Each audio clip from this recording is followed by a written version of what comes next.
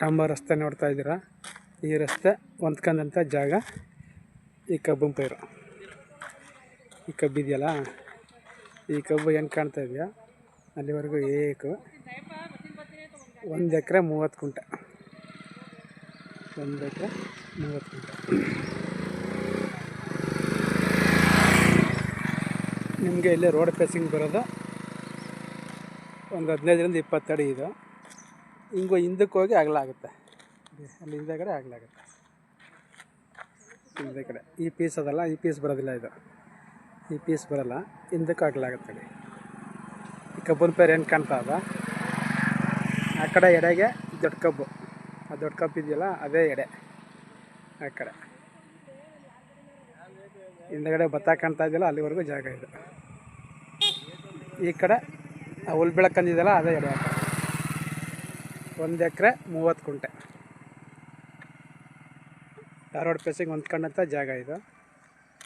ಮದ್ದೂರಿಂದ 4 kilometre ಈ ಜಾಗಕ್ಕೆ. ಮದ್ದೂರಿಂದ 4 kilometre. Bengaluru to highway ರಸ್ತೆಯಿಂದ 2 ಕಿಲೋಮೀಟ್ರ್. ಬೆಂಗಳೂರು ಮೈಸೂರು ಹೈವೇ ಇದೆಯಲ್ಲ, ಹೈವೇಯಿಂದ 2 ಕಿಲೋಮೀಟ್ರ್ ಈ ಜಾಗಕ್ಕೆ.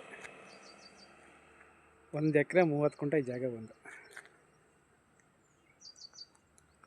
1 ಎಕರೆ 30 ಕುಂಟೆ. 1 ಕುಂಟೆಗೆ 2,20,000 ಹೇಳ್ತಾರೆ. 2,20,000 1 ಕುಂಟೆ.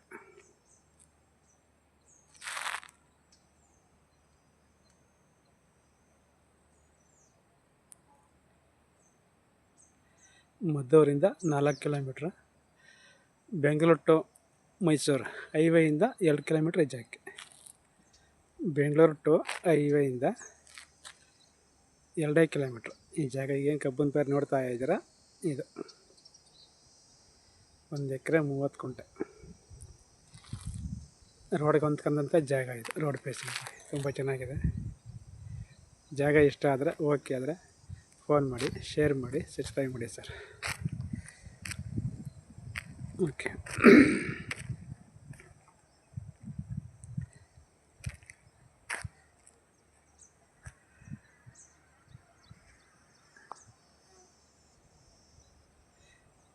ತೋಟ ಮಾಡುವಂಥವ್ರಿಗೆ ತುಂಬ ಚೆನ್ನಾಗಿದೆ ಜಾಗ ಇದು. ತೋಟ ಮಾಡುವಂಥವ್ರಿಗೆ, ಮನೆ ಕಟ್ಕೆ ಇರುವಂಥವ್ರಿಗೆ ತುಂಬ ಚೆನ್ನಾಗಿದೆ.